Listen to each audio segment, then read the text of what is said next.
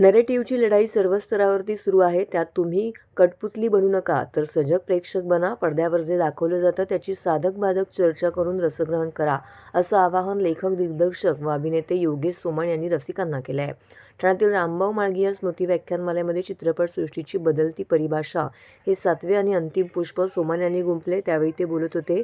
ठाण्यातील सरस्वती सेकंडरी स्कूलच्या प्रांगणामध्ये 8 जानेवारीपासून आठवडाभर सुरू असलेल्या 40व्या रामभाऊ म्हाळगी स्मृती व्याख्यानमालेचा समारोप सोमण यांच्या व्याख्यानाने झाला. याप्रसंगी व्याख्यानमालेला समितीचे अध्यक्ष आमदार संजय केळकर, व्याख्यानमालेच्या सत्राचे अध्यक्ष अभिनेते उदय सबनीस, शरद पुरोहित, कमल संजय केळकर, सुहास जावडेकर, माधुरी तामाणे, विजय जोशी इत्यादींसह अनेक रसिक श्रोते उपलब्ध होते. अभिनयासोबतच स्पष्टवक्तेपणा व परखडपणा अंगी बाणवलेल्या योगेश सोमण यांनी चित्रपटसृष्टीसह नाटक व माध्यमातील अन्य करमणुकीवरती सडेतोड भाष्य केलं आहे.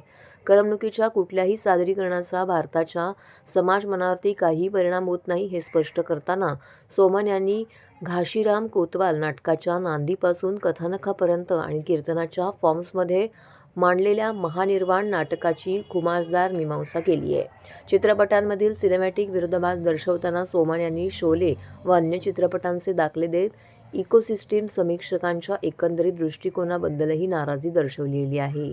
सिनेमातील 782 बिल्ला अशा छोट्या छोट्या गोष्टीतून नरेटिव्हची सुरुवात सिनेमांमधून झाल्याचं नमूद करून सोमण यांनी 2001 ते 2014 पर्यंत विविध माध्यमातनं मोदींना रावणापेक्षा मोठा मौत का सौदागर म्हणणं तसेच मोदी पंतप्रधान बनणे हे व्यापक कट होता असं वक्तव्य करून त्यांना विलन ठरवण्याचा प्रयत्न केला गेला आहे. मात्र कायद्याच्या व्यासपीठांवरती देशवासियांनी अशा खोट्या नरेटिव्हला झुगारून दिलं. तरीही सर्व स्तरावरती नरेटिव्हची लढाई सुरूच असून त्यात तुम्ही कठपुतली बनू नका असं सांगून सोमण यांनी समविचारी बनून आपल्यासोबत येण्याचं आवाहन रसिकांना केलं आहे.